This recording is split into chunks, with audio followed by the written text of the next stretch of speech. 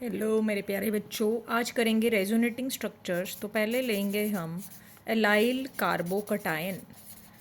Allyl carbocation के resonating structures बनाएंगे।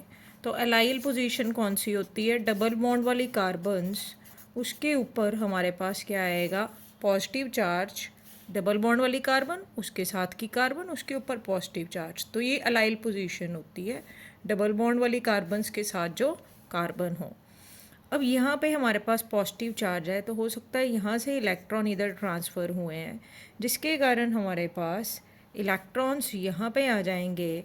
और इसका रेजोनेटिंग स्ट्रक्चर कैसे बनेगा? इस कार्बन ने इलेक्ट्रॉन दिए हैं तो पॉजिटिव चार्ज, इलेक्ट्रॉन इधर ट्रांसफ़र हुए हैं तो डबल बॉन्ड आ जाएगा और पॉजिटिव चार्ज ख़त्म हो जाएगा।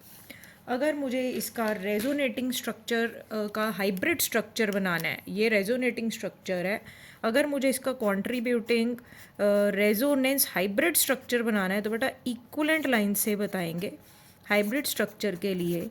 और यहाँ पे मैं शो करूँगी डी लोकलाइजेशन। तो हमारे पास यहाँ पे पॉजिटिव चार्ज जो है वो स्प्रेड हो जाएगा। तो दीज आर रेजोनेटिंग स्ट्रक्चर्स जो पहले बनाए, रेजोनेटिंग या कॉन्ट्रीब्यूटिंग स्ट्रक्चर हैं, जबकि ये वाला रेजोनेंस हाइब्रिड स्ट्रक्चर है। एक्चुअल स्ट्रक्चर हमारे पास रेजोनेंस हाइब्रिड होता है, ठीक है जी, जबकि हमारे पास रेजोनेटिंग स्ट्रक्चर एक तरह से हमारे पास इमेजिनरी स्ट्रक्चर्स है। इसी तरह हम और बना सकते हैं allyl carb अनायन। Allyl carbon ion same तरीके से होगा। अलाइल पोजीशन, डबल बॉन्ड वाली कार्बन, उसके साथ की कार्बन पे नेगेटिव चार्ज। तो नेगेटिव का मतलब यहाँ लोन पेयर है। तो ट्रांसफ़र कैसे होगा इलेक्ट्रॉन्स का? लोन पेयर यहाँ ट्रांसफ़र हुआ, इससे हमारे पास ये डबल बॉन्ड इस कार्बन पे ट्रांसफ़र हो जाएगा और हमारे पास क्या होगा? सारे इलेक्ट्रॉन इस कार्बन के पास चले गए तो नेगेटिव चार्ज यहाँ आ जाएगा और यहाँ पे आ जाएगा double bond. Again these are resonating structure. इसके हाइब्रिड स्ट्रक्चर के लिए अगेन हम क्या शो करेंगे? Delocalization of pi electrons, यानी पाई इलेक्ट्रॉन्स स्प्रेड हो गए हैं। अब हम बनाएंगे resonating structure of carbonate ion. Carbonate ion क्या होता है बेटा? CO3-2। तो कार्बोनेट आयन के लिए यहाँ पे हम एक स्ट्रक्चर बनाएंगे इसका। वी हैव कार्बन के 4 वैलेंसी या 4 बॉन्ड बन सकते हैं। ऑक्सीजन जिसके ऊपर नेगेटिव चार्ज है उसके पास 7 इलेक्ट्रॉन, जो नेगेटिव चार्ज वाली ये 7 इलेक्ट्रॉन, और जो न्यूट्रल है उसके पास 6 इलेक्ट्रॉन। तो इस तरह से ये अपने 8 इलेक्ट्रॉन पूरे करते हैं। अब इसमें क्या होगा? ये इलेक्ट्रॉन इधर ट्रांसफ़र होंगे और ये डबल बॉन्ड वाले इलेक्ट्रॉन आगे इस ऑक्सीजन पास जाएंगे। तो हमारे पास स्ट्रक्चर क्या बन गया? यहाँ डबल बॉन्ड आ गया, ठीक है जी। यहाँ पे क्या आ जाएगा हमारे पास? नेगेटिव चार्ज, और ये ऑक्सीजन रहेगी नेगेटिव चार्ज, ठीक है जी। एक तरह से आप बोल सकते हो कि हम एक स्ट्रक्चर अगर हमें आता है, इसकी पोजीशंस आगे आगे करते रहिए। मैंने इसको इधर बना दिया, ये बॉन्ड इधर शिफ्ट होगा, आगे आगे बॉन्ड शिफ्ट हो जाएंगे। तो कि और तरीके से ये शिफ्ट हो सकते हैं, तो मैं इसको शिफ्ट कर दूँगी इस तरह से, ये बन जाएंगे resonating structure. So what is resonance?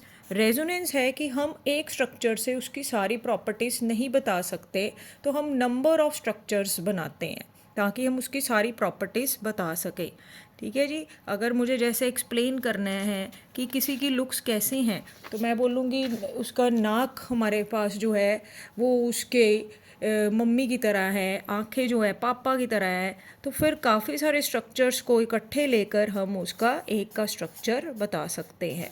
तो इसी तरह रेजोनेंस में भी हमें काफ़ी सारे स्ट्रक्चर्स लेकर एक सारी प्रॉपर्टीज़ उनकी फिर ही बता सकते हैं। तो ये बेटा हाइब्रिड स्ट्रक्चर आ गया, रेजोनेंस हाइब्रिड कार्बोनेट का आ गया।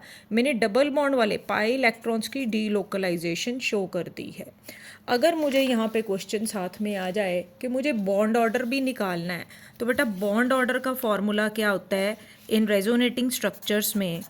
तो bond order is number of bonds over number of positions. तो बॉन्ड ऑर्डर निकालने के लिए मैं कोई भी रेजोनेटिंग स्ट्रक्चर पकड़ूंगी। जैसे इसमें बॉन्ड्स गिनिए, 1 2 3 4, 4 बॉन्ड्स हैं, पर इनकी जगह क्या है? 1 2 3। ये बॉन्ड डबल बॉन्ड एक ही जगह पे है, इसलिए इसको एक ही गिनेंगे, 1 2 3, पोजीशंस आर 3, तो बॉन्ड ऑर्डर आ गया मेरे पास 1.3। तो इस तरह से बॉन्ड ऑर्डर भी निकाल सकते हैं। इसी तरह बेटा मैं बनाऊंगी बेंजीन के रेजोनेटिंग स्ट्रक्चर्स। ये मेरे पास आ गई एक बेंजीन, इनके डबल बॉन्ड की पोजीशंस मैं चेंज कर दूंगी इस तरह से, ठीक है जी। तो ये मेरे पास डबल बॉन्ड की पोजीशंस चेंज हो गई क्योंकि इलेक्ट्रॉन आगे से आगे ट्रांसफ़र हो जाएंगे, आगे से आगे ट्रांसफ़र हो जाएंगे। तो ये रहेगा रेजोनेटिंग स्ट्रक्चर 2, और ये हमारे पास हम डॉटेड या रिंग फॉर्म में बताते हैं delocalization of pi electron spread हो गए हैं। तो ये हाइब्रिड स्ट्रक्चर होगा बेंजीन का।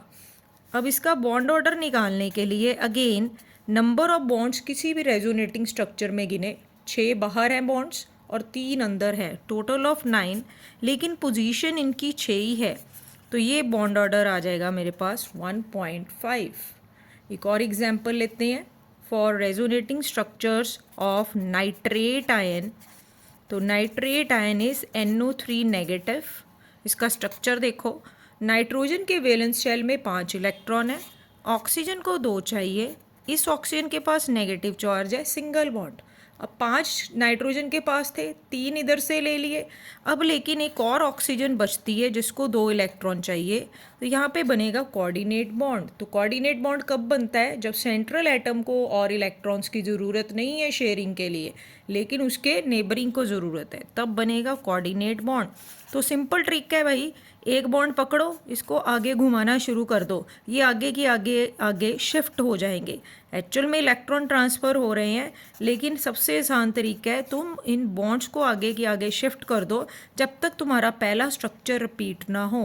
तो 3 रेजोनेटिंग स्ट्रक्चर होंगे, और हाइब्रिड स्ट्रक्चर के लिए अगेन हम उसी तरीके से डी लोकलाइजेशन शो करेंगे।